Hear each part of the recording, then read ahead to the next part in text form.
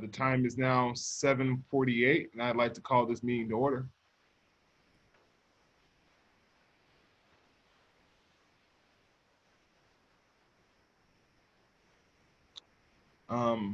The chair is seeking a motion for the adoption of the agenda. I wanted to make sure everyone is, before I ask for a motion, has everyone been able to see the agenda?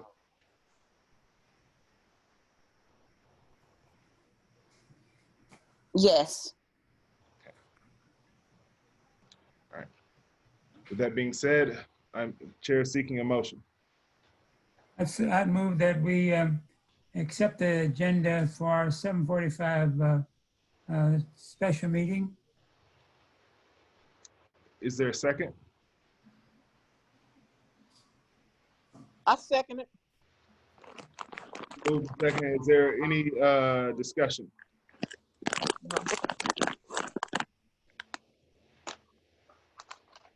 If not, I will call it to a vote.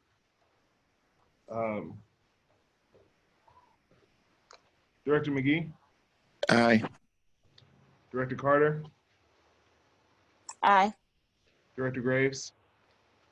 Aye. Director Brooks? Aye. Director Vice President Kendrick? She may not be on yet. Chair votes aye. Motion carries, I believe, 5-0. Yeah. Yep. All right. Moving on to item 3.1. Take it away. Thank you, President Watry and board members. Wait for the document to pull up. We do have an extensive plan to present to you tonight, but we are pleased. Point of order, I'm sorry. Can we mute all phones, please? All phones and cellular or electronic devices. Thank you. Please continue. Sorry. Sorry. We are pleased to present you the hard work that our staff have put into, as well as our task force and board members have also contributed. We know this is long awaited in terms of community members wanting to know what the plan will be for returning to learning in August. We've got a pretty good plan here and a recommendation, and we hope to go through the plan and then be able to present to you in a recommendation for the board to deliberate over. I'm gonna ask Deputy Superintendent Skinner to give you a quick thumbnail through the memo, and then I'll proceed with the documents with support from staff experts around certain areas. Good evening, everyone. The issue, as you can see, that this is unprecedented times with the COVID-19 virus. It's extremely contagious with lethal impact. And so, again, this is just unprecedented time, which calls for unprecedented action. So the background information, we are slated to start school on August the 24th. However, with COVID, we cannot start the way we normally would. The safety, health, well-being of our students and family must be our first consideration. The data indicates that this virus disproportionately impacts and affects people of color. Currently in Kansas City, we have more Black people that are being tested than any other race, and total number of cases continue to increase each day. On March 18th, when kind of the notice of this came about, there were 2 cases in Kansas City. Compared to 2 days ago on the 28th, there were 3,434 cases and 60 deaths. So what we did as a district is we got a re-entry task force, got together with different key personnel in the district as well as the community. And we met via Zoom on several occasions to consider different challenges and possible solutions. And we tried to come up with a continuation for this upcoming school year. And once that task force got together, met, gave the information over to the executive leadership team. The executive leadership team utilized the ideas from the task force and created the Return to Learn 2020-21 plan. This plan was vetted by the entire leadership team afterwards for further scrutiny, and changes were made that addressed some of the concerns that were presented at that time. The plan is basically two different options. We have an option A, we have option B. Option A is distance learning, and option B is virtual learning. And as parents made their choice, and they did let us know when we've been keeping track, if they went ahead and looked at option A, the major thing they kept in mind was the health status indicator. And basically it was kind of like a traffic light, if you would. It had 3 status levels: red, basically when COVID cases are rising; a yellow when the cases are plateaued; and the green when the cases are decreasing. With every level, we looked at the learning modality, we looked at transportation, we looked at food service, we looked at staffing, we looked at childcare, and we addressed these for parents so they could compare and contrast whether they wanted to choose option A or option B. There was a very detailed PK-12 or pre-K 12 instructional plan for the general education as well as special education and English learners. The plan contained more items that addressed the cleaning practices and protocols, the safety practices for staff, nutrition services, transportation, and different resources for our families. It even provided protocols in case there was a suspected case of COVID-19. The plan is fluid, and adjustments may be made to the plan as necessary as the data and the science dictate as we undergo throughout the school year. So the approval of the Return to Learn Plan 2020 would allow our students to start on time. And again, this is something that our parents, students had a choice in, and they'll have some flexibility and ownership in their learning plan as the year goes.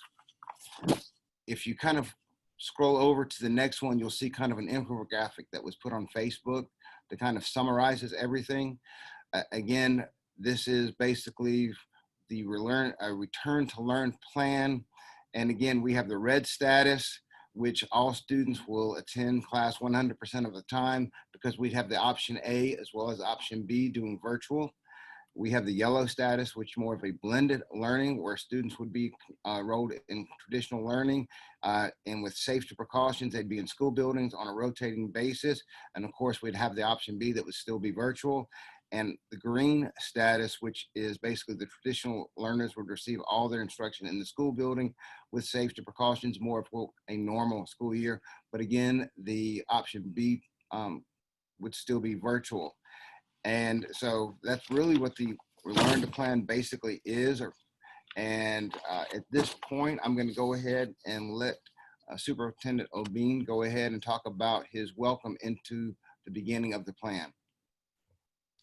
Thank you, Deputy Superintendent Skinner. We know the board has seen a draft plan proposal of the plan itself, but for the benefit of the community and people who are viewing, we're going to go through each section of the plan and describe specifically how it looks. One of the pieces I want people to understand is there are insurmountable questions that need to be answered for this, but also there are so many unknowns. So my plan is to be sending periodic update memos or communications to the community and the board, at least bi-weekly in terms of, these are the questions we got this week and this is how we respond. And it ranges from issues around staffing to student cases and parent needs as well. So look forward to that as we enter into this phase of COVID and learning that will happen for us. Just looking at the plan, the first page of the plan is just sort of my introduction, sort of letting parents know that we've gone through a robust process in terms of data analysis, working with public health, getting information, and establish a staff expert group around all the different sections in terms of their pieces, and also having a task force that representation of staff, as well as different levels of community members and contributions from board members. There are many considerations in developing the plan.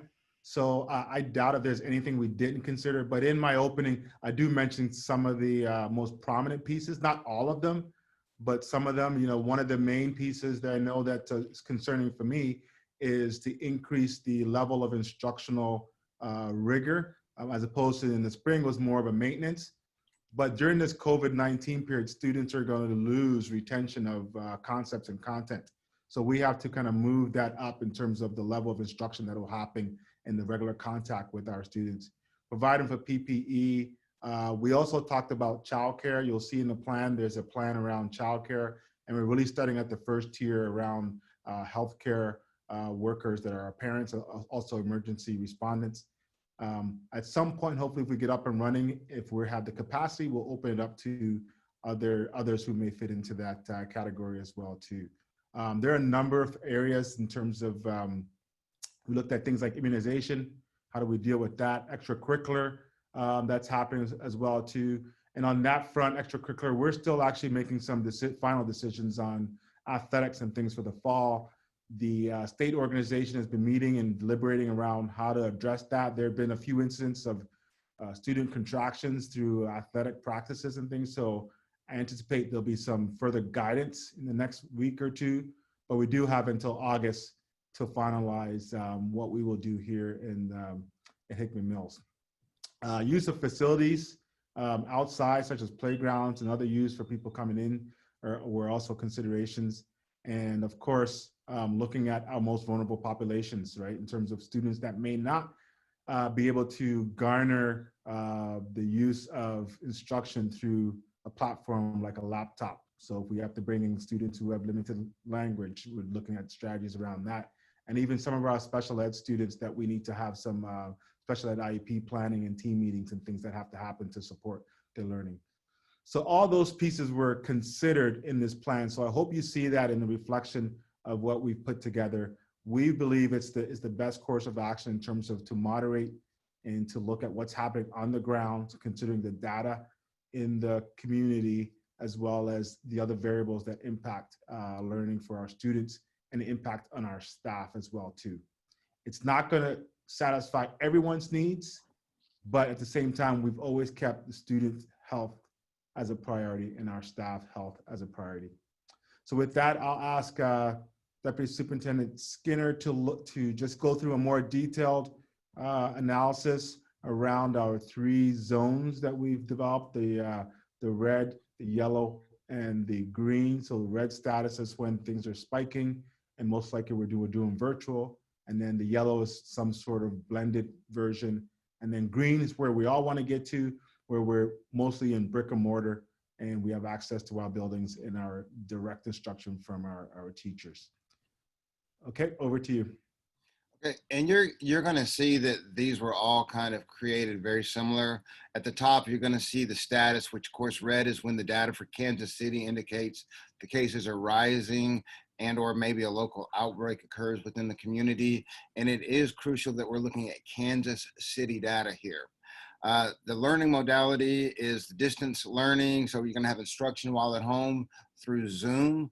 Again, some students that receive maybe special education may be allowed for specialized instruction. This will really be crucial when we're starting to do, quote, MAP A instruction as it goes through. And of course, those MAP A students, as well as some contract students and maybe some EO newcomers, maybe have the need for transportation. And so we will provide that for them. And when we do transportation, we are going to require that all students wear masks on the bus. There'll be assigned seats on the bus and social distancing, and the bus driver has a whole set of guidelines that Mr. Weekly will cover a little bit later in the transportation section. Food service, families may pick up meals at designated sites throughout the district during this time.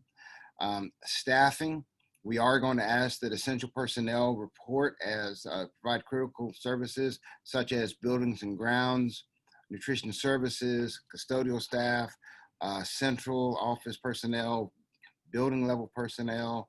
And again, our certified staff will be at home according to the distance learning, zooming in with our students each day. We are going to provide childcare at this time for parents that are essential healthcare workers and emergency responders, and it'll be for students in 5th grade or younger. Then we get to the yellow status. The yellow status is when the data in Kansas City is starting to plateau or be contained. And again, the learning modality on this is a blended learning. We'll have students that are assigned into different groups, group 1 and 2, Group 1 will report to school buildings on, let's say, Mondays and Tuesdays and receive distance learning on Thursday and Friday. The Group 2 would do just the opposite. They'll report to buildings on Thursday and Fridays and receive distance learning on Monday and Tuesdays. Students in the same household will work to make sure that they're assigned in the same group. So the students with the distance learning days, they'll complete assignments. The health and safety measures will still be in place, included to sanitizer, mask, hand washing, making sure students are staying in their home rooms. We'll have students stay and teachers kind of move about so that we'll have less movement for the students. Transportation will be provided. And again, very similar to what I said before with masks and so forth, and that'll be covered a little bit later. Food service, this is going to be a little trickier because we will provide meal service for all those students that are in class every day, but we'll also have a destination for parents to pick up meals that are not in school on that day. Again, staffing, all staff will report as normal during this time. We're going to have staff that provide the distance learning as well as virtual learning, and they will continue to follow the safety guidelines. Staff will be wearing appropriate PPE as well. We're providing that for them. Every staff member will get a mask as well as a face shield. And again, all students will actually get 2 cloth masks per student, and they all are washable, and they actually have a pocket that will be able to have a filter if the parent so chooses. During this time, we'll also, again, have childcare for those parents that are essential workers and healthcare workers for the emergency responders. And that's going to be only for those days when they would be at home doing the distance learning. Then when we get to the green status, and that's when the data for Kansas City indicates things are decreasing or quote normal and it's safe to hold instruction in a typical manner. The learning modality is basically going to be face-to-face instruction. Again, we will still have all the same safety features in place as far as hand sanitizer, mask, social distancing, and so forth. We will be providing transportation, again, for all students. We will have food service for everybody. They'll be able to eat at school. They may be required to eat in the classroom. Again, it just depends on numbers. And all staff will report to their job duties as normal during this time, again, following all safety guidelines. Thank you, Dr. Skinner. Before we look at the data piece, just to make a couple comments about the red, yellow, and green modalities. We're about 4 weeks away from actual opening school. So we don't know what the data is going to show by the time we open, and things are going to happen even during. So we've left some flexibility even in the yellow zone where the implementation might look slightly different based on if things improve really well or if things go down, we might have to tighten things up or loosen things up. So we're very prepared for that flexibility, and we've kind of put that in the planning. So some people may ask us questions, what if this happens? What if this happens? We're thinking about that, but we'll deal with that when that comes up. And that's where you'll see in the regular memos I'll send out is updates in terms of this is what it's looking like now. We're anticipating this is coming up, and we may be shifting into yellow, but instead of only 2 days a week, we're going to be able to go 3 days a week now, or something of that nature. Okay, so we'll look at the you want to just take a brief moment just to highlight the data piece. Not too much people can be able to go on and review this themselves, and they can look at the data on the publicly service sites as well too. But I know that today there was reported a spike again in Kansas City, so our data here is prior to that, so that's relevant to talk about. On this page, I'll just touch on a couple things. And the graph really is all telling. You can look at it, you can see the increase going upward. The bottom where it talks about total cases by report date. Again, March 18th, there were only 2 cases. And as of 2 days ago, we had 3,437 cases. It's also pertinent to note that we have 60 deaths in the Kansas City area, and 55 of those deaths are in eastern Jackson County. Right. Okay. And on this page, I want to go ahead and highlight again the fact that you look at the percentage of cases by race, and we have 44% of the cases are Black or African American. And you can see that the crude rate per 100,000 On that one, it's very kind of difficult to tell, but it's 8,430, and that was July 28th. And I will tell you, as of today, that's 8,596. So 166 increase in 2 days. So you can see it is increasing every day. And I want to go back, that 55 desks, we are in Eastern Jackson County. Thank you, Dr. Skinner. President Watry, I know that board members may have questions and want to intervene, but my recommendation is that let's go through the whole presentation and then we'll go back for any questions before the final recommendation. And that way we'll be able to make sure to get the full picture for everyone. I would agree. Okay. So let's move on to the instructional plan guidance. So Hi, good evening. I'm Ms. Franklin. I will be sharing information related to the instructional plan and guidance through the Return to Learn plan. That first section you see there is the instructional plan at a glance. And so it really is a snapshot of all of the instructional information on 1 to 2 pages. And it really is streamlined for teachers and administrators to be able to look at the information and gather specific information about what should happen in a particular status pretty quickly. So it's just an at a glance look. It also includes information about blocks of time that students will be receiving instruction. What does the instructional day look like? So it's really more detailed information for staff at this point, but that information will be also shared with parents at a later date. We want to make sure principals have an opportunity to talk through things with staff first, and then we make sure we share everything with parents. Also, can we scroll up just a little bit? Back up the other way, I'm sorry. Thank you. The next section really defines the difference between our traditional option A and the Hickman Mills Virtual Learning Program, which is really important. That's our option B. And we really want to make sure that parents and staff understand the difference between the two options. And essentially, the traditional option A is just what we would do, our regular traditional program, and how we will operate if we're in the red status, meaning we would have distance learning. If we're in yellow status, we would then transition to a blended learning modality. And then if we were in green, we'd obviously go to face-to-face. The Hickman Mills Virtual Learning Program is the option that has been developed for families who are choosing not to have their students attend school face-to-face. And so while we're starting with distance learning, if at some point we transition into a yellow status or a green status, these students would remain in the virtual learning program and would not transition unless parents requested to do so at the end of the semester. And so that section at the top just defines the difference between both programs. As we get down to the chart just really gives you a visual for what happens during each status for each option. And so you can see the distance learning would occur in red status for traditional option A, and then we would have our virtual learning program operating simultaneously in red status. And so that would not change.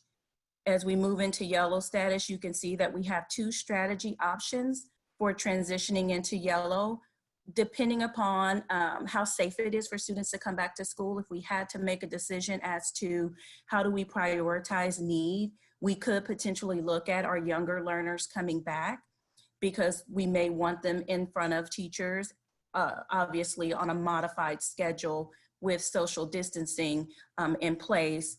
Or we could look at our strategy 2, if it's safe to do so, and we would transition students back to school pre-K through 12 on a modified schedule.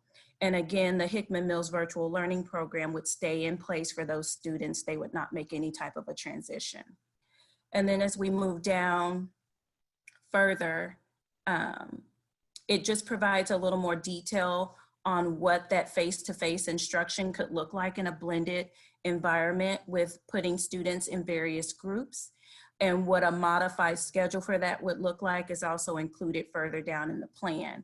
But this also includes just some expectations for parents if we were to move into a blended model of what needed to happen just to have some precautions in place before students came to school. And then we move into the green status. That would be returning face-to-face, of course. And again, we would still want to have some precautions in place. And again, students who are participating in the Hickman Mills Virtual Learning Program would stay in that program, even though we've moved back to face-to-face in the traditional program. Underneath, there's just a note about the transitioning, because we know that that came up quite a bit, and that's important to explain, because we obviously can't have just kids moving back and forth, and that definitely would not be good for students, and it would certainly have a negative impact on staffing and so forth. And so if a family decides to transition from option A, which is our traditional option, to option B, they may do so, but after a 9-week period. We want them to at least have students in that environment for an extended period of time, so we don't just have kids moving back and forth frequently at random times throughout the year. Requests for changes prior to that time frame may be granted, so it would be looked at on a case-by-case basis. And that's just to eliminate the option of just saying no. There may be some extenuating circumstances to consider. But once a family has opted for option B, the virtual learning program, we do want students to stay in the program for the entire semester. And so there would not be an opportunity to transition back into the traditional learning environment until a semester of school has been completed. And as I mentioned before, there's a sample of a schedule, and that's just a sample of what it could look like if we were to move into a blended model. Ideally, we'd have students in groups, and that would allow some opportunity for students to have both face-to-face learning and distance learning. There would also be some time in between. It's really built in for maintenance to be able to clean spaces thoroughly. It's also an opportunity for teachers to be able to plan and prepare. And so again, that's just a sample. It's not something that we definitely put in place. And then we can scroll down just a little bit to the next section. And then this section here looks at the considerations for face-to-face learning. There's the safety considerations if we were to go face-to-face. And it just really lists out all of the things what we would want to see in classrooms to keep students and staff safe. It also speaks to specials classes, considerations for recess to keep students safe and staff safe, spacing guidelines, really encouraging classes outside as much as possible, because that allows for more air and space between students and staff. And then if you want to scroll down just a little bit more. And then it speaks to food service and what those options could look like. And so this is really just kind of an overview of the instructional components of the plan, providing some guidance. And like I stated earlier, detailed information related to staff and student expectations are also embedded in the distance learning plan and the instructional plan at a glance. Okay. Thank you, Ms. Franklin. And issue of technology, there's definitely magnified, heightened awareness around the inequities around technology during this time of COVID. And I think we've mitigated those challenges.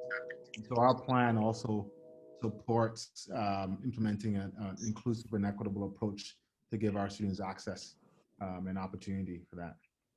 Mr. Weekly. Mr. Winkley, excuse me, members, this is Ms. Graves. Can you hear me? Yes, ma'am. I'm sorry to interrupt. Before you go, Mr. Winkley, can you hear me? This is Ms. Graves. Yeah, I can hear you. Okay, just real quick, guys.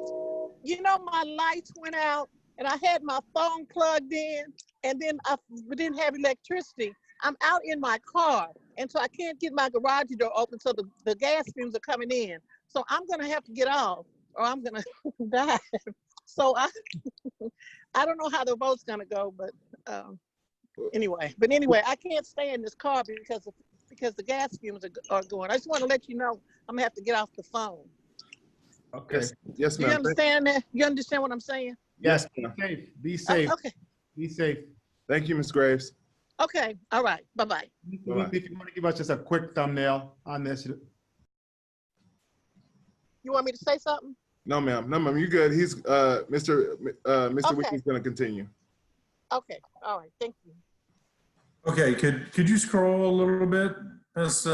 Payton, to the cleaning practices and protocols? Keep going.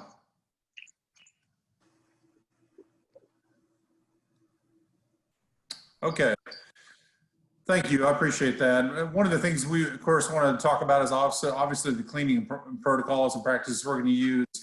Certainly, when we go into yellow or green, we certainly want to be prepared for our students when they're on site. So we have specific guidelines we're following from the CDC and the Department of Health and Human Senior Services, as well as the Department of Elementary and Secondary Education.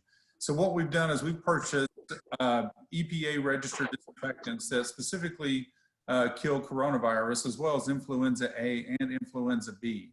So it covers the full gamut. These are our daily cleansers, as well as deep cleaning cleansers that we would use on a periodic basis. In addition to that, we've also purchased misting machines. I think you've seen some of those probably on TV, where they have backpacks and they have misting machines that go on certain surfaces. We also have hand wands that also are misting machines as well within the district. Supplied our custodians and our buildings and grounds folks with the equipment they need and the chemicals they need to combat the coronavirus, including influenza A and B.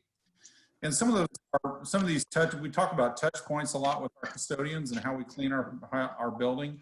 The touch points are just what are listed there, you know, door handles, light switches, those things that we touch consistently and periodically throughout the day, especially children and adults. So these are some of those, and we also included some of the bus at the very, we have a cleaning protocol that we have with our bus company as well. We're going to share our expertise and the chemicals that we're using with them. They're purchasing those same types of chemicals and using misting machines as well, so that they can do that. They can clean their buses after each route and after end of each day. So obviously cleaning is a big part of this. We're also going to go to the next page, ma'am. We are, as Dr. Skinner talked about earlier, we're supplying every one of our students with 2 different types of masks, both of them cloth masks. We'll also be having disposable masks that will be available to students who forget their masks, and also on the buses in case we have someone who loses, tears, rips, or forgets a mask for that day. We'll have disposables that are available to our students as well. We have face shields, like you mentioned before, gloves, which are optional for our adults as well. We have hand sanitizer that we've purchased an enormous amount of hand sanitizer for the upcoming year. We have that stored away in a cool, dry place, so it can stay for quite some time. So depending on when we go into yellow and green. We've purchased sanitation wipes as well. They're alcohol-based, over 70%, which is a recommended amount. The alcohol is one of the alcohol-based wipes is the best kind of wipe to use in these scenarios because the drying time is very quick, and so it's much more sanitary for the student in a quicker fashion. We're going to obviously focus our attention not only on high touch points, but also congregational areas. These are areas like gyms, cafeteria tables, any kind of meeting room space, things like that. We're going to focus our attention on even extra to make sure we're practicing good, safe cleaning practices. As mentioned before, and we'll get to some of the bus issues later, but also on the bus, we're going to have them wear masks, bus driver as well as the kids.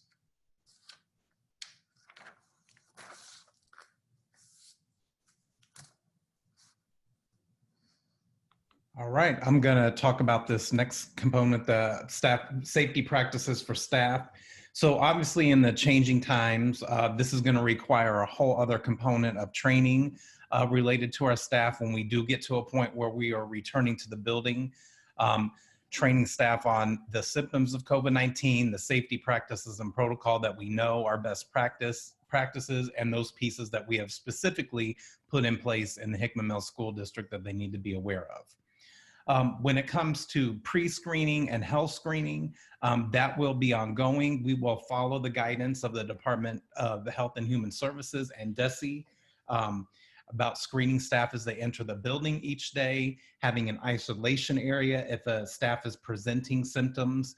I want to give a lot of credit to the development of these pieces to Nurse Buckholtz, who I'm sure is in this crowd of over 140 people tonight, of staying on top of all these pieces and working with us to make sure that we're staying on top of what the best practices are that they're putting forth when you have cases presented during the school day. As far as safety practices, Dan hit some of those. Of course, masks is a hot topic, and we will be requiring all staff to wear a mask. That was guidance that was put out by the Missouri Department of Health and Human Services and DESE. There are a few exceptions contained in that, and this is mentioned in the plan on the next page, if we can scroll down a little bit, when there is an opportunity for continually socially distancing. Meeting-wise, meetings will be taking place virtually, and also professional development unless absolutely necessary. And in cases where it needs to be in person, safety practices and protocols will be put into place. And the last piece of this is also limiting visitors to the building. There will be a protocol where visitors won't be allowed in the building except in rare exceptions, in order to limit the contamination coming in and out of the building of the people we can control that should and should not be there on a daily basis.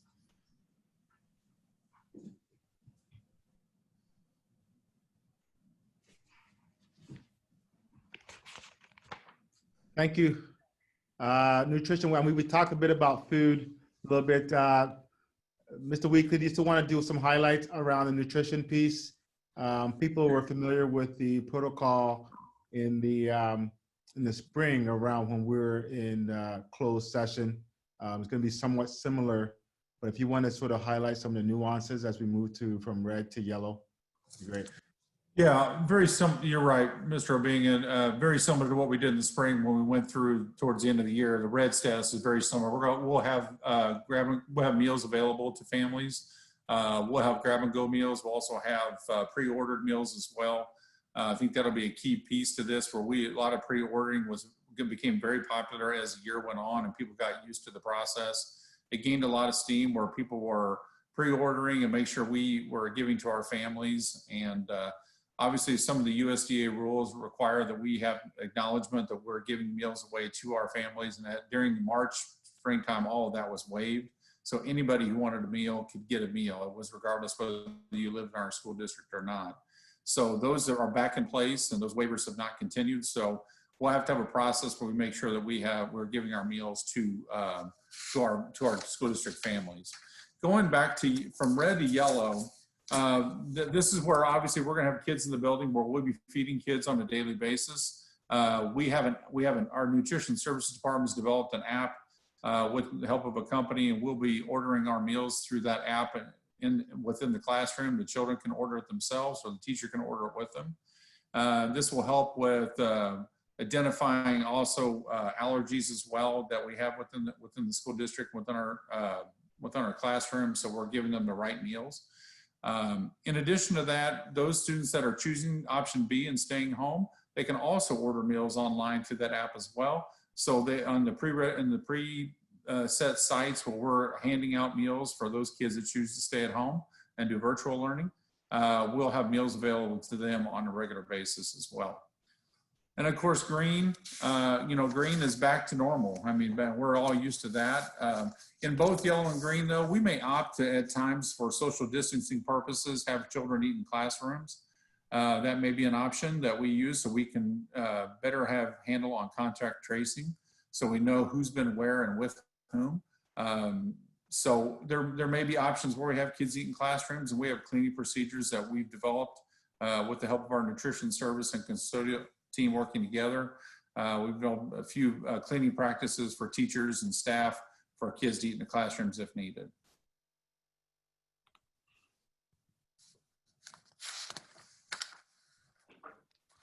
Transportation, this has been a topic that has come up quite a bit. You know, one of the biggest topics that comes up is how do we social distance on a bus, and that's a very difficult process.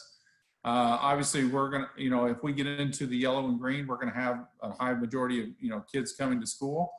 And so one of the things we met with Apple Bus Company, came up with some requirements we think are really important for the safety of our kids. Those requirements are listed here. We want students are required to wear a mask as well as the driver in order to board the bus, and we'll have disposable masks for those rare occasions, we hope, when students might forget a mask. We utilize every seat and only 2 students per seat. And I think that's important too, as we try to create some distance between them. Siblings will share a seat when possible, and this is for the contact tracing piece. So if we were to have an incident where someone tests positive, we know that at least the family was together and didn't expose multiple families. Students will be assigned a seat on the bus. This also helps with contact tracing, where we can understand exactly where students were sitting and who are around those students.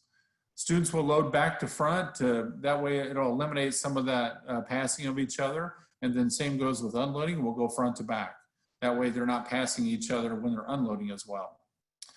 We're going to stress to our students that they practice social distancing at the bus stop, because that's key, because that's a place where you can have large number of kids, 15 to 20 kids at a stop, and we're going to ask them to spread themselves out and keep themselves safe.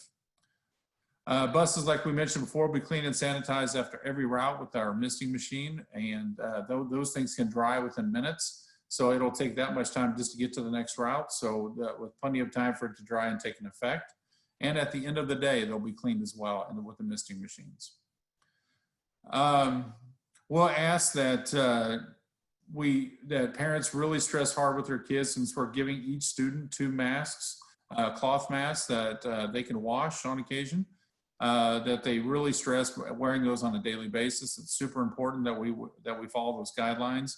And then if we have a student that for 3 consecutive times does not wear them, we're going to call the parent and ask for our help and stressing that to them.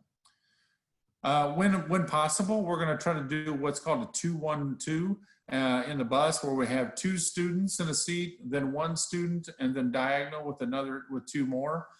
This is just a possibility of creating more social distancing within the bus. This is obviously this will be dependent upon numbers on the bus as well. We will keep the seat behind the driver empty at all times. This creates a social distance for our drivers, a safety factor for them. Many of them are over 50 years old, and so they're sometimes more susceptible to these things than the children. And obviously, we're going to stress as much as possible, if children can be brought to school by their parents, then obviously that's the most safe way to do it and for their health. So if that's possible, we're hoping parents will do that. Looking at special education and EL services, with special education, you can kind of see here the options are laid out side by side. And to be honest, in the red status, it's pretty much identical. All the students are going to receive their instruction, virtually via Zoom. We do have a little bit with MAP A students. Once the training for our staff is completed in September, toward the end of September, the beginning of October, we'll start bringing in students face-to-face 2 days a week, so that they can go ahead and quote teach, and then assess cycle be given. And again, these are the same for both. And again, we will transport those students when that time comes. For any initial or annual IEP meetings, they will be held via Zoom. And again, all the IEPs will be in draft form, so they can be shared by everybody and seen on the screen. Special education evaluation for testing, that will be done at school with limited staff, just the required teams, determine if a student qualifies for special needs. And I will let you know that we do have a little over 100 students left over that are in various aspects of testing from last school year. We kept waiting for the government to kind of give us some waivers that they did from some of the other areas, and they did not. So we will pick up with those students at this point. And again, special education observations, they will join different teachers' classrooms on their Zoom meetings for those observations. When we get to the yellow status, pretty much everything is the same as the red, except for a few items. You can see that the instruction will take place both virtually and face-to-face. Again, there's an option at this point. It can be face-to-face or it can be Zoom. And so it does give the parents a little bit of an option, as well as the teachers. And the special education evaluations will take place, however, in school. If you're looking at the option B, everything is the same with the exception of the special educations, again, have that option, Zoom or face-to-face, again, parents, again, staff can opt to come in to hold those meetings. If we get to the green status, pretty much, again, everything will be as typical, with the exception of the virtual students. The option B, those MAP A students will still need to come in to be taught and assessed, just as the option A students. When you look at our EL students, we do have some students that we call newcomers. They've been in the country less than 3 years, and they've scored low on an access or WIDA assessment that shows that their language skills are not where they need to be to access instruction well. So we will bring in some students that fit into that category with teachers and people to translate for them.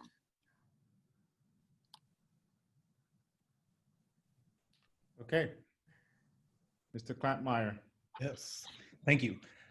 This next component is something I would say that everyone is currently fine tuning. If you read the paper today, the Kansas City Star had an article about how districts are working through this piece. So what happens when you have a positive case of an employee, and on the next page it will also talk about a student. What are the protocols in place? So hopefully we front loaded this plan so you understand that we have developed tight protocols and procedures when we're in that yellow and red and green status, so that we are keeping cohorts of people very tightly together, so that should we have a positive, the possibility of cross-contamination among multiple groups is very limited.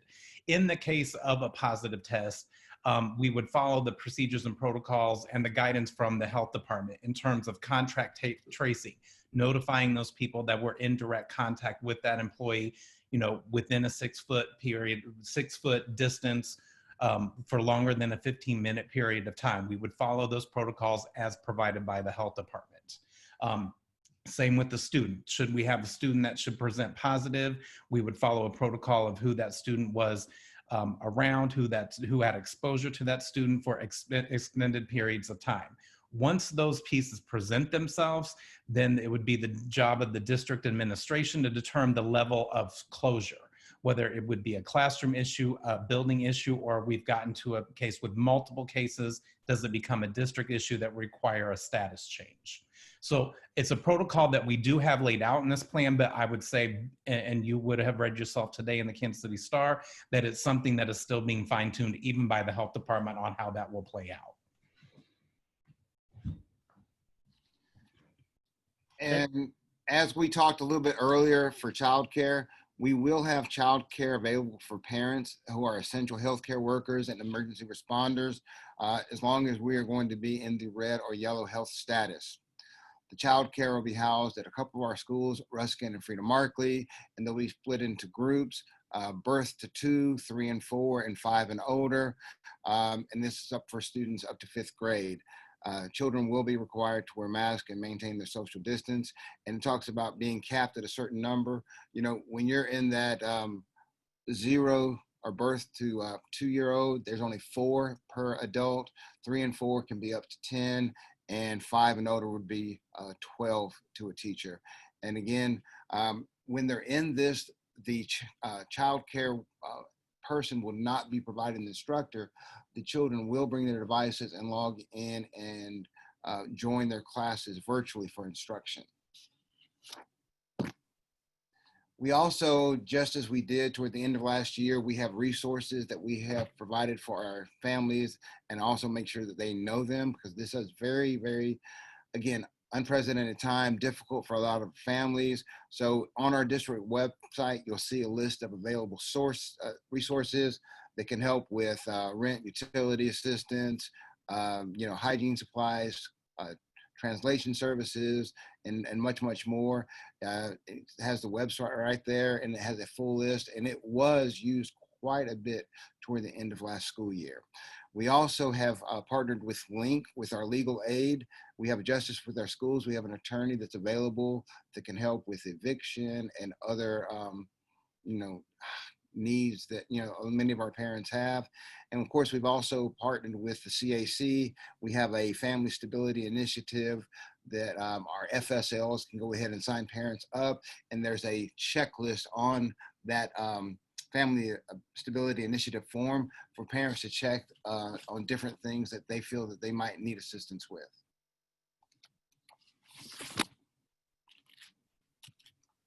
Thank you, staff and Dr. Skinner. So I wanted to sort of end by doing a thank you to, first of all the staff that have put a lot of work and research into this plan, and of course to the task force that has been on this project for the last couple of months in terms of moving forward. So we want to really appreciate, one, to acknowledge all the individuals that played a role in that, and also for the comments from other staff who are not part of the task group, as well as parents who sort of expressed some of their desires as well through the communication. I do want to say a couple of points before we turn it over to the board for questions and deliberation. One, that in terms of a communication plan, know that this plan will be translated in multiple languages to go out. We have set up a website on our board site that deals specifically with the return to learn. So you'll see regular updates up there. You'll see this plan up there and information, also opportunities to give feedback through that vehicle. I will also, as I said, will be providing periodic memos, probably bi-weekly, but also will open up for a video conferencing opportunity. I'd love to have a video conferencing with parents who are interested to talk directly about what's happening with the plan, what's happening at this time, and what's going forward, to give you as much information as I can and get some feedback back from you around those pieces. So with that, I turn it over to you, to President Watry, for any questions from the board, and then we'd like to do the recommendation forward for August 24th.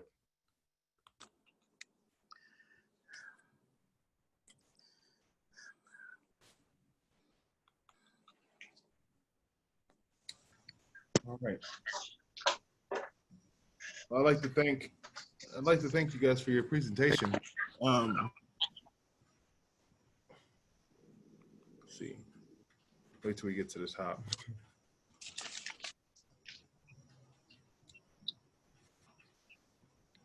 So I'd like to open up the dialogue between board members to be able to ask their inquiries. I want to congratulate Superintendent and his team for doing an awful lot of work in a short period of time and keeping up with the information that's coming out on this virus. Is very, very, very important, in spite of what our governor says, that our young people may get the virus, but they'll get, may not get it and won't take it home, which is kind of stupid, and I can be quoted on that. So I congratulate you, Superintendent Obing, for that, and the team. Just a couple of questions, and let me take that in particular order. Are our washers and dryers and the legal services offered at this time? No, sir, they are not. Okay. Is there any plans to do that if we, even under these conditions? Yeah, I can speak to that a little bit. I mean, I think we're going to try to sort of a gradual release, roll out all the other services as best as possible within the status of the virus. So we'll have staff continuously monitor, and when those services are safe to do so, we'll communicate one of our memos to the community that's available at this time. So it's not just for the laundry, but the other services that we know that we regularly offer. Dr. Skinner, do we have any idea what our projected student population is going to be? We are working right now trying to get everybody enrolled. We're missing approximately, we feel about 1,600 students still need to enroll to get approximately about 5,400 students. Okay, all right. In cases where we have more students that can make one bus trip, are we prepared to make sure that Apple sends that second bus? Understand what I'm saying? So we've decided there'd only be so many students on each bus. If we exceed that number, is Apple been, it's been discussed with Apple what they'll do to make sure that they get that second load? Yeah, what the benefit is of asking parents to make those choices between A and B is that we know ahead of time who those option B kids are that won't be riding the bus. So that helps us understand how to route kids with the appropriate number. So that's what's really beneficial about asking that question way ahead of time like we have. So right who those kids are that have chosen that option B of not coming to school, choosing virtual learning. So we know how to route the remaining students if we were to be in yellow or green appropriately for the number. And do we know how many of our families are capable of using the technology if we continue to stay as we are now using the Zoom technology or the virtual technology? You have any idea? I don't know if we have hard numbers, but I think the staff have been working on in the spring, we had the experiment where we distributed technology to all our families, one-to-one laptops to students and ensured connectivity. There are cases where we provided hotspots to families who didn't have access to hotspots. So I would just assure that we would follow the same process. And if any families that we do find that have need, we're going to make the effort to make sure that that inequity is balanced out and give them support for sure. And lastly, I would hope that we would continue to stress over and over again to our families that this virus is real. And I mean, really real. I see a number of parents at Price Chopper in Grandview, and I rarely go out. My daughters try to quarantine me and treat me like I'm their child, but I do slip out occasionally to Aldi's and to Price Chopper, and I see our parents there, and they're covered with masks, and they've got kids with them. And I'm just saying, please, for God's sake, continue to say every opportunity we get that this is real and that we don't want our children or our family members to come in contact with this virus. Because, as I say, I see them, and I don't know how many of you shop at these two places. And if you do, then you see them also. I know that Dr. Skinner lives right around the corner from me, and I don't know the rest, probably the rest of you live in other parts of the state. But I know the two of us are pretty close to these two shopping places. And also Dollar General over here on Grandview Road. I see them, and it breaks my heart. And I don't want to say all the time, where's your mask? And I've learned to say that in a very gentle, respectful way. And then you have some folks who become so religious that God's going to protect them. And I said, true, but he also gives us some common sense, and please use it. So anyway, that's my spiel. That's my spiel. Uh-oh. Can you hear me? Yes, ma'am. I hear that we talk about we're going back in phases and the red zone, green zone. I think just me speaking as a parent, I'm kind of just confused with it all. I understand we're going back depending on the coronavirus, but I think my whole thing is like, are we going to start off just virtual all the way to the first of the year? Is that how it works? Are we starting off virtual on the 24th to the first of the year? Or because I hear Mayor Lucas making his recommendation to after Labor Day, but then again, I hear us saying we're starting on the 24th. And then I hear we're talking about wearing masks and, on the school bus being separated. And I think I'm getting kind of confused on how were the layouts. Can you just say specifically, how is it going to be when we first enter school? Is it going to be all Zoom?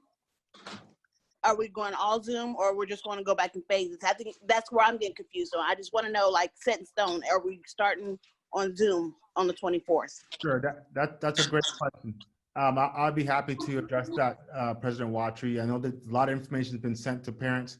I think one of the things, first of all, we've been working on this quite a bit, and we're trying to project to make the decisions based on the data. But I think we have enough now that I would make a modification to the recommendation from the superintendent there, where it says, superintendent recommends approval of the return to learn to 2020-2021 plan effective August 24th, 2020, starting in red health status. So I would make that change. And that would mean that, yes, we would start in virtual. The issue around the 24th or September 8th, some districts are starting the 24th as well. Some districts are looking at September 8th. And their rationale is that they need some time to work with staff to be prepared, because most districts were preparing to go straight in school for August 24th. And now that sort of people have kind of revisited the data and we're getting notice from the public health, now people are looking at they need to go virtual, but they need time. But fortunately, our team had been working on virtual plans. So we're ready to move forward and start our virtual return to learn with our students on the 24th. That saves us from making up the time at the end of the year, because the state has not come out and said, yes, if you start late, that we'll give you a waiver for a number of days. So let's make those days up. So if we're in virtual, then there's no reason for us to delay till September 8th and have to elongate the year.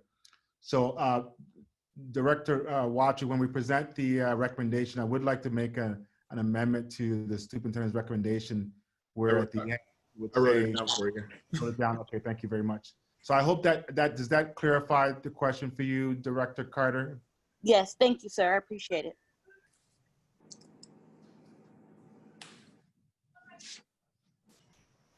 Is there any other board members who have any inquiries whatsoever? So can you, I'm back. I want to know, are we voting on those three issues, those three, things for learning? Which one is that what we're getting ready to do? Am I correct? Ms. Graves, I believe that we're voting on the plan as a whole. The plan has 3 phases as far as the red zone, the yellow zone. So what are we starting out with? Did you know?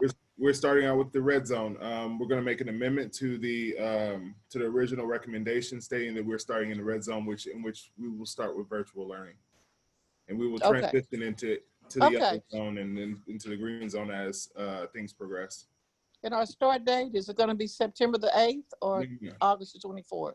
It will be August 24th, as our staff feels prepared to be able and has the plan in place already. Oh, okay. Thank you. Yes, ma'am.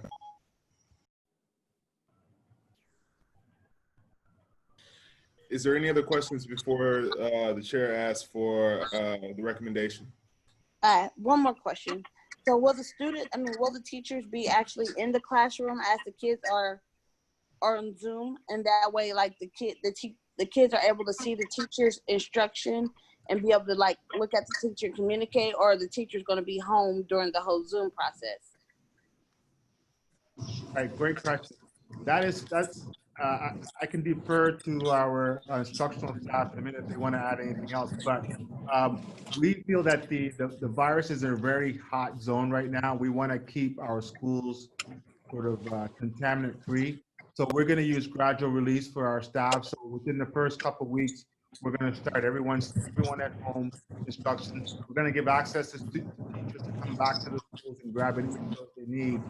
And after the first week or two, we're going to look at giving them access within their classrooms. Hopefully the virus has sort of dissipated a little bit, and then they'll be able to teach from their classrooms. But I will say that the instruction will be more rigorous than what you saw in the spring, where there will be daily instruction with those students, except for the Wednesday in the middle, where that's an opportunity for some professional development and some preparation around that. I would just add to that, Director Carter, that yes, that will be a big difference that you will notice, is that teachers will have blocks of time in the morning and afternoon that they will be Zooming face-to-face with students. And so the expectation will be that students are present online with teachers as teachers are presenting via Zoom. So a little bit different than what we had previously. Definitely more face-to-face time with students and more opportunities for instruction to be provided. Okay, thank you.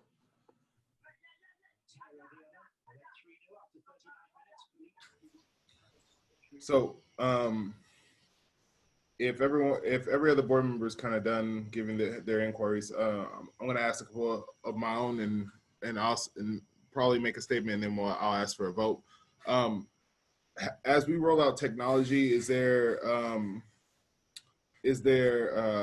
time frames in which technology will be given? I know that we have 1,600 students that haven't necessarily enrolled yet, but I want to ensure that we are able, that I assume parents may come in last second. I just want to know how we are going to roll out technology, kind of the same way that we rolled technology in. I just want a little bit more clarity on that. Yeah, if you and Dr. Smith, if you look at the plan, there is a section on technology, and and that talks about how we're going to distribute. So every student's going to get the one-to-one once again. So I know there are some lessons learned from the spring that Dr. Smith and her team are fine-tuning. We will have some timelines for students and parents to receive their technology. But the reality is that we know that people aren't going to, we're not going to have 100% compliance. So we will always have materials ready to get to students. We're not going to penalize any student for not getting the technology on time in terms of, we want them to come and get it. But for our own operations, we'll have to put some timelines and try to encourage people to get it prior to classes start. But we'll continue to go after students and parents if they haven't received the materials and get that. But I think we're ready to take on that next step. Okay. Are there any clarifications or agreements requested of parents regarding maintaining virtual learning? Cecil? Yes, Director McGee?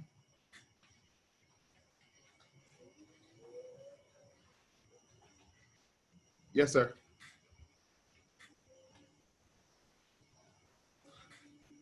Okay. You're muted, Mr. McGee.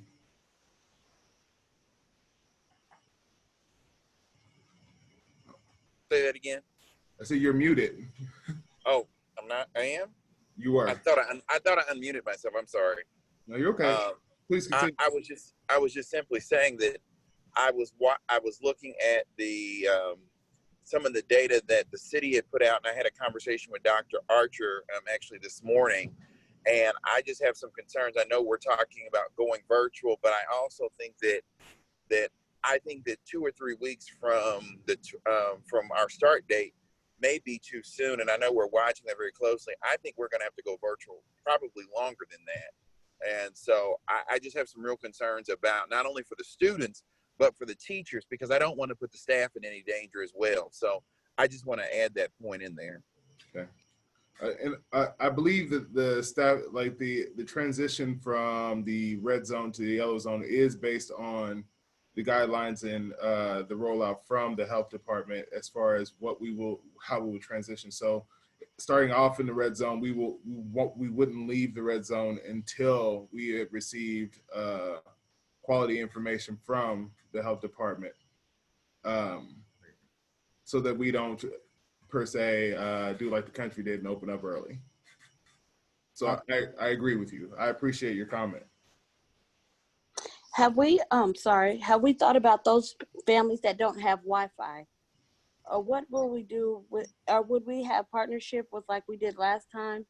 Yes, ma'am.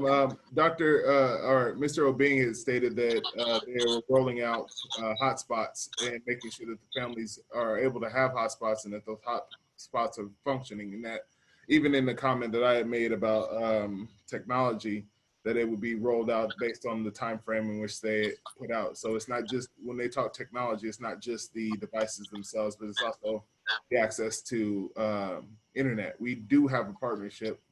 I think it was with Sprint, which is now T-Mobile, but we do have those still coming out. Okay, thank you. Yep. Yeah.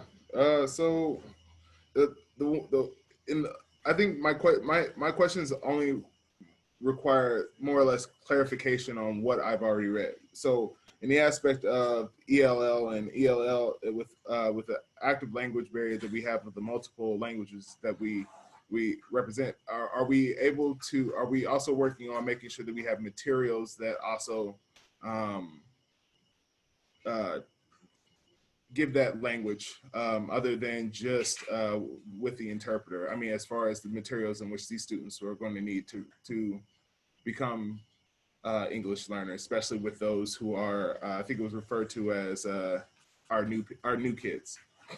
Yes, Yeah. that's our newcomers, and they work continuously. We have 7 translators that work with teachers. They get the lessons from the teachers and they translate it prior to giving it to the students. Okay.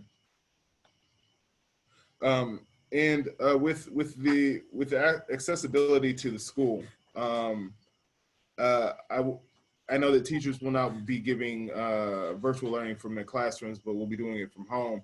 But I guess, and I was really paying attention to Mr. Clapmeyer's statement about there possibly, you know, that pretty much no visitors in the school, obviously. But as far as when it comes to teachers, ensuring that will teachers have access to the building, or yeah, they'll obviously have access to their building leader, but will they have access to the building on a weekly basis, or will it just be?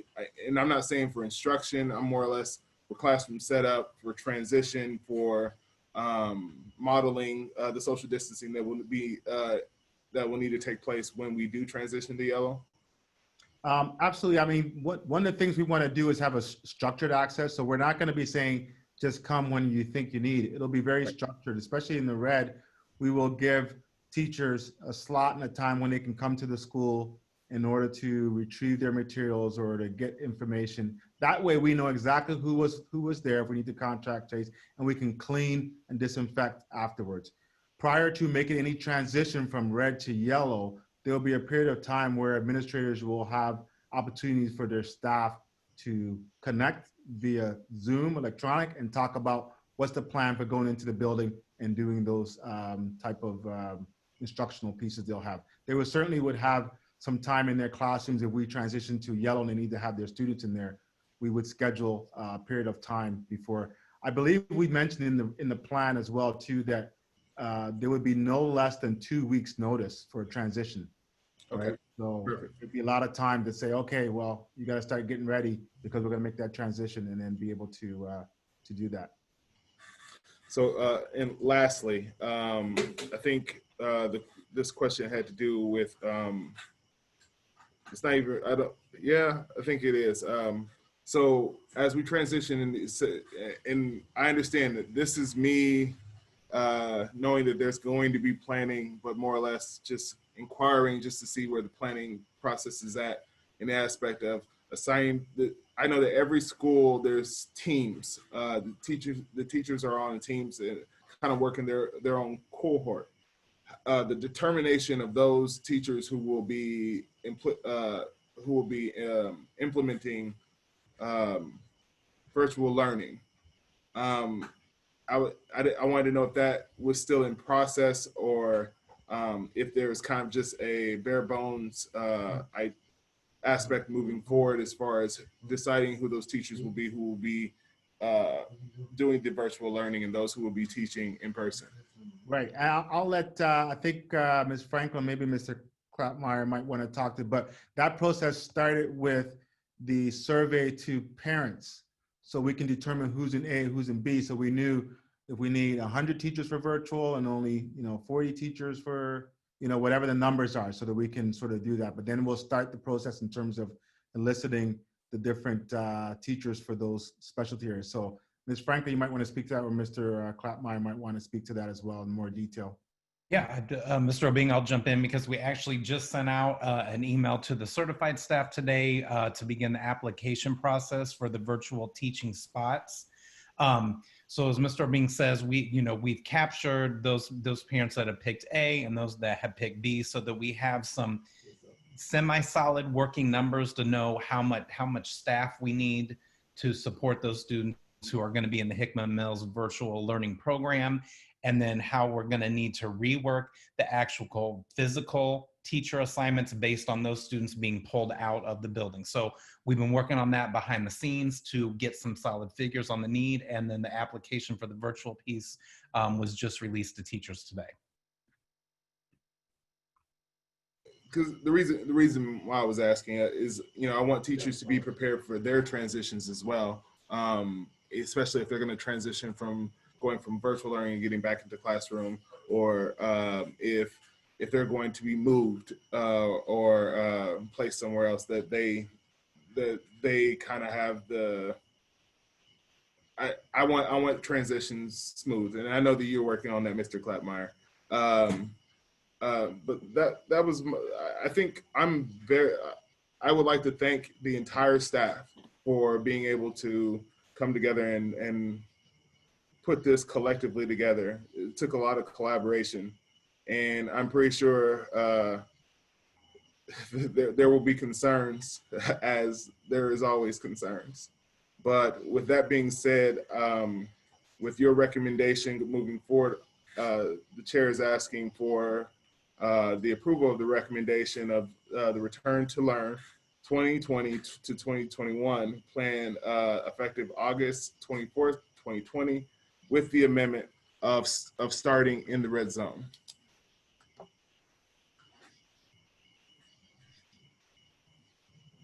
Mr. Chair, I would like that, well, I guess I'd so move that we accept the superintendent's recommendation. Is there a second? I second. This is Miss Gray. Second. Okay, a lot of seconds there. So if there is no further discussion, I'd like to call it to a vote. Mr. President, I do have a question though. Yes, sir. If by chance, Superintendent O'Bain, that this whole thing about the virus is changed, I would assume we'd have to come back as a board to change the recommendation that we've just made. You mean like if it changes to a more desirable environment? Yes, well, one way or the other. Well, you could do that if you choose to, but the way we've laid out the plan, if for some reason there was a vaccine tomorrow and in the next week we had no things, then it wouldn't make any sense to stay in red. We'd automatically, based on the data from public health, we'd start to be able to move to yellow. But yeah, so that's how we would do it. I think if there was a significant shift, right, that all of a sudden, I think I would want to bring that back to the board and say, hey, look, this is what we're seeing, this is what we're hearing. We want to, accelerate the plan, and we come back to the board. But anything other than that, based on what we're seeing right now, it's going to happen gradually, and we'll be able to see the indications. So we'll keep. We'll have the regular updates, so the board can know its indications. I think my question is, we're talking about almost about 3 weeks. My concern is if we find out that there's a more of a increase in the number of persons who have been in contact with this virus, and the health department would say we need more time, we'd have to come back and change that August 24th date to a date maybe sometime even in September. I'm just saying that's I suspect what we'd have to do. Absolutely. If the public health came out and made a declaration, I would certainly bring that back to the board and say, this is what they're saying. Right now, they're not saying that. They're kind of saying we go on virtual. But if they had made a declaration like that, yeah, I would definitely come to the board and say. Mr. Brooks? Yes. Okay, I'm just trying to understand what you're saying. Are you saying that any change from this recommendation should come back to the board? Well, I'm saying that if we find out that the schedule that we're approving, the beginning and the opening in the manner in which it's being presented, August 24th would be an opening date to carry out what's being presented. But if Dr. Archer says, or the mayor comes up with something, particularly Dr. Archer, which would say that, hey, we suggest based on the data that things are getting worse rather than better. And then we have to change that date of the 24th of August to a later date. And if that occurred, then the superintendent would have to bring back to us, he and his staff, another date that's more realistic with what the information has been provided. Okay, I Correct. understand. If I can interject, Mr. Brooks, to answer your question, yes. If the only change that would require board action would be a change on the actual date of the start of school. At this point, the way the return to learn plan is written, the district can move from red to yellow to green fluidly without board action. But if you were to change the start date of school, that would require board action again.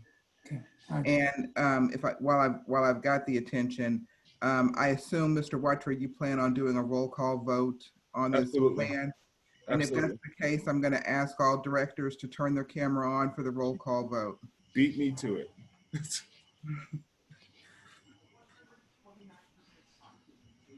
All right. All right, with that being said, let's call it to a vote. If there is no further discussion or inquiries. All right, Director Graves. Aye. Director Carter. Aye. Director McGee. Aye. Director Brooks. Aye. Vice President Kendrick. She might not be here. Chair votes aye. Motion carries 5-0. Thank you, President Watry and board.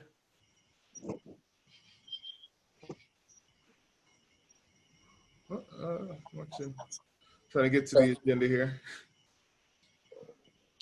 So, I would like to thank everyone who was able to show up tonight. The 143, which was at one point the 146 participants who watched this. These are hard decisions. These are hard choices. These are hard times. I really hope that as moving forward, that our decision making is always at the priority of what's best for kids, as well as our staff and as well as our community. And with that, the time is now 9:10 and this meeting is adjourned.